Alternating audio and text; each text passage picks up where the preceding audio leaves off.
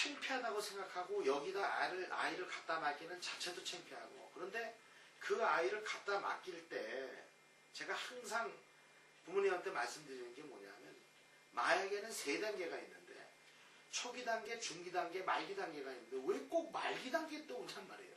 좀 이렇게 초기 때 와서 치료를 받아야 되는데 끝까지 집안 망신이라든가 끝까지 숨기고 있다가 그 다음에 최악의 상태가 됐을 때야 우리 성계를 찾아오니까 저희도 어떻게 어디서부터 해야 될지를 모를 정도로 악한 상태에서 찾아오는 게 현실이에요.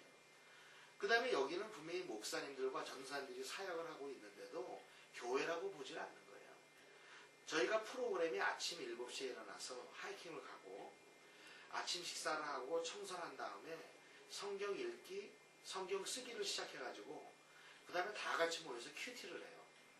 그 다음에 큐티를 끝나고 하나씩 발표하면 12시가 되는데 12시에서 1시까지는 점심을 먹고, 원래는 1시부터 2시까지 스페셜 프로그램이 있었는데 저희가 애들이 프로그램이 많다 그래서 캔슬을 했어요. 요 근래 와서 3시부터 4시 반까지 성경 공부, 6시에 저녁을 먹고 7시 반서부터 9시까지는 찬양과 예배, 10시부터 10시 반까지는 그룹 프레이얼 타임이라서 다 같이 모여서 기도하고 일기 쓰는 것이 하루 일과예요. 근데 우리가 하나님 말씀을 시작해서 하나님 말씀으로 끝나는 이 장소, 또 매일 예배드리는 이 장소는 교회로 보고 있지 않다는 사실이에요. 그래서 그게 좀 안타깝고 좀 이렇게 인식을 좀 다시 한번 우리가 진정한 그 믿음의 장소가 어디라는 것을 좀 이렇게 깨달았으면 좀 감사할 것 같고, 또 한 가지 뭐냐면 부모님들의 이 카운슬링을 하면서 가장 큰 문제는 우리 한인 부모님들은 상담을 받으려고 온 자세가 거의 안 돼 있어요. 신세한탄 하려고 와요. 그래서 본인 얘기를 들어야 돼. 그래서 저한테 얘기를 듣고 저한테 답을 얻으려고 온 것이 아니고 본인 그 살아온 얘기, 푸념하고 힘들었던 얘기 다 하고서는 내 얘기 몇 마디 안 하고 그냥 집에 가요. 그 나는 여기 왜 왔는지는 어떤 때는 이해가 안 가는 거예요. 왜 나를 찾아왔는지. 그 정도로 우리 한인 부모님들도 상담하는 자세가 되어 있지 않고, 그 다음에 가장 중요한 거는 목사님, 카운슬러들이 자녀와 대화를 많이 하라고 이렇게 조언을 하는데 거기에 대해서 어떻게 생각합니까? 저는 이런 얘기를 해요. 책 속의 주인공이 돼서는 안 된다. 아이들과 대화하지 마라. 왜 그러냐면 부모님들과 자녀의 대화는 안 된다. 왜 안 되냐면 부모님들이 항상 잔소리만 해왔기 때문에 대화하는 방법이 잔소리밖에 되지가 않는다. 그러니까 될 수 있으면 부모가 아무 얘기 안 하는 거를 자녀가 바라고 있는지도 모른다. 만약에 부모가 대화를 하고 싶으면은 아기 때부터, 어려서부터 부모가 진지하게 대화를 하고 진지하게 오픈된 가정이 되면 대화가 되지만은 어렸을 때는 한 번도 그런 대화 안 하고 잔소리만 하다가 머리가 커가지고 그 자녀가 부모랑 정말 대화하고 싶겠냐. 현실적으로 우리가 어떤 책을 읽고 어떤 깨달음을 받아서 대화를 해서 풀어야 된다고 생각하지만은 얘네들한테는 대화로 풀어서는 안 된다. 얘네들한테는 대화가 아니고 행위로 보여줘야 된다. 정말 자녀를 트러스트하고 자녀를 예수 그리스도 안에서 정말 믿음 안에서 자녀를 키웠다면 이제는 뭐냐면 행실을 자녀에게 보이는 일밖에 없다. 바뀐 부모의 모습, 변화된 부모의 모습을 말로 하지 말고 보여라.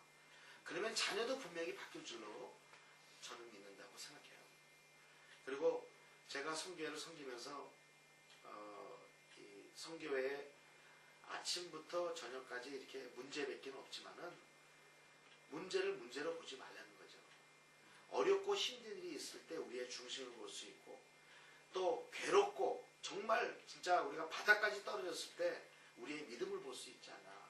그래서 믿음이라는 건 바로 뭐냐면 믿지 못할 걸 믿는 거고, 정말 믿음이라는 거는 하나님이 주신 선물이기 때문에 우리가 할 수 없는 거를 할 수 있게끔 만드는 게 믿음이다.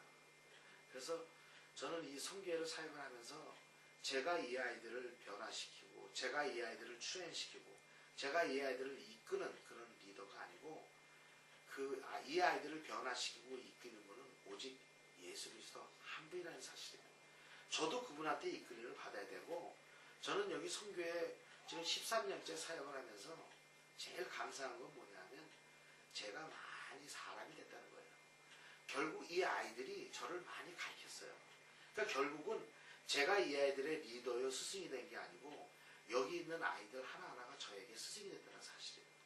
그래서 합심해서 선을 이루라는 말씀이 저는 이 사역을 하면서 더더욱 느끼고 감사하다고 생각해요.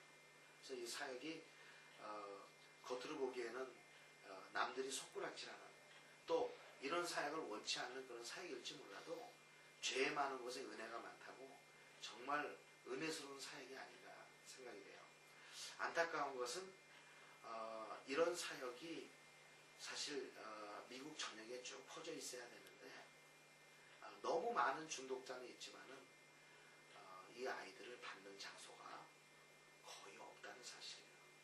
지금 이 아이들이 세상에 나가서 시한폭탄같이 언제 터질지 모르는 그런 폭탄의 사단의 자녀로서 성장하고 있는데도 우리는 거의 방치해두고 있는 상태가 아닌가. 그래서 정말 청소년들을 관심을 가졌으면 교회에 있는 지도자들 한 분 한 분이 어른들에게도 관심이 필요하지만 이 청소년들이 한 명이라도 교회 안 나오면 신방도 가고 그 청소년들이 한 명이라도 교회에 참석하지 않으면 전화라도 해서 왜 오지 않았냐 관심을 가지고 정말 지도자들이 할 수 있는 것은 가르치고 추려있는 걸 하는 것이 아니고 그들에게 관심을 갖고 그들에게 신경을 쏟고 정말 그들이 내 몸과 같은 진정한 사랑을 나누는 것이 아마 지도자들이 해야 할 일이 아닌가 생각이 됩니다. 저희 남성계 지금 14일째 사역을 하고 있는데 정말 하나님 은혜로 지금까지 왔어요. 왔는데 앞으로도 분명히